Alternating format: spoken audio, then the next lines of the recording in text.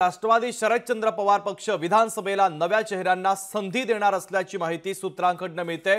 कारण 20 मतदारसंघामध्ये युवकांना संधी देण्याची तयारी राष्ट्रवादी शरदचंद्र पवार पक्षाने सुरू केली आहे। पक्ष सोडून गेलेल्यांच्या मतदारसंघात नवीन चेहरे आता उभे केले जात आहेत असं सूत्रांनी सांगितलंय। अजित पवार यांच्यासोबत गेलेल्या आमदारांच्या विरोधात युवकांना संधी देण्याचा शरदचंद्र पवार पक्षाचा प्रयत्न आहे। दिंडोरीसह बारामतीमध्ये युवकांना संधी दिली जाणार असल्याचं सूत्रांनी म्हटलेलं आहे।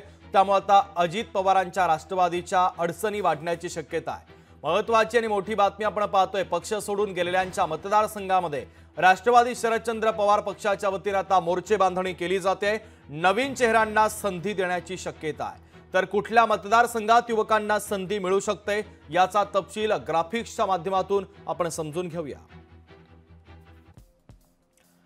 अहेरी, आष्टी, दिंडोरी, गेवराई, श्रीवर्धन या मतदारसंघात नव्या चेहऱ्यांना संधी देण्याची तयारी शरदचंद्र पवार पक्षाची आहे।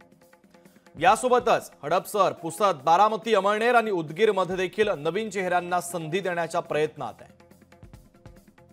इंदापूर, अणुशक्तीनगर, परळी, कागल, आंबेगाव तर मावळ, सिन्नर, तुमसर, फलटण, वडगाव, शेरी। राष्ट्रवादी शरदचंद्र पवार पक्षाच्या वतीने या मतदारसंघांमध्ये नव्या चेहऱ्यांना संधी देणार असल्याची शक्यता आहे।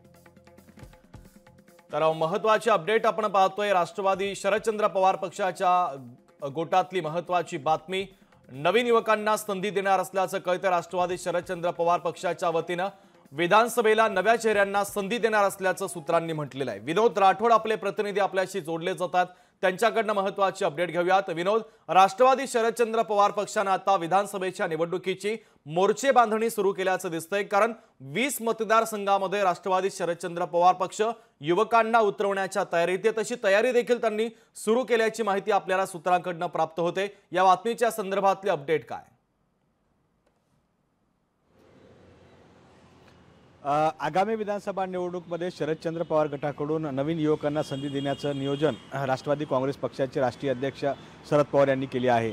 शरद पवार यांनी त्या मतदारसंघाची चाचपणी केली आहे। जवळपास 20 मतदारसंघ असे आहेत ज्यामध्ये युवकांना मोठ्या प्रमाणात संधी दिली जाणार आहे। आणि हे जे मतदारसंघ आहेत ते खास करून जे पक्ष सोडून गेले अशा बंडखोर नेत्यांच्या विरोधात यावेळेस शरदचंद्र पवारकडून गटाकडून मोठ्या प्रमाणात युवकांना संधी दिली जाणार आहे।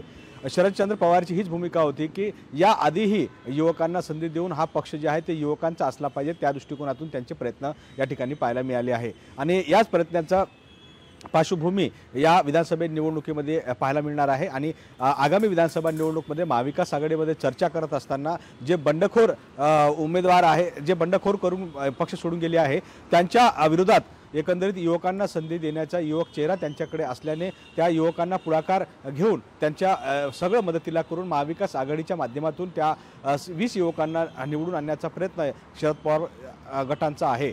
आणि याच पार्श्वभूमीवर शरदचंद्र पवार यांच्याकडून त्या मतदारसंघाची चाचपणी केली आहे। आणि अशा प्रकारे युवकांना मोठ्या प्रमाणात संधी देऊन राष्ट्रवादी काँग्रेस पक्ष हा युवकाचा पक्ष आहे अशा प्रकारची एक भूमिका या ठिकाणी मांडण्याचा प्रयत्न शरदचंद्र पवारकडून केला जाणार आहे। अगदी विनोद, महत्त्वाची अपडेट या बातमीच्या संदर्भातले तुम्ही पोहोचवलेले आहेत, तुर्तास धन्यवाद। लोकशाही मराठी ऐका, पहा, जागरूक रहा।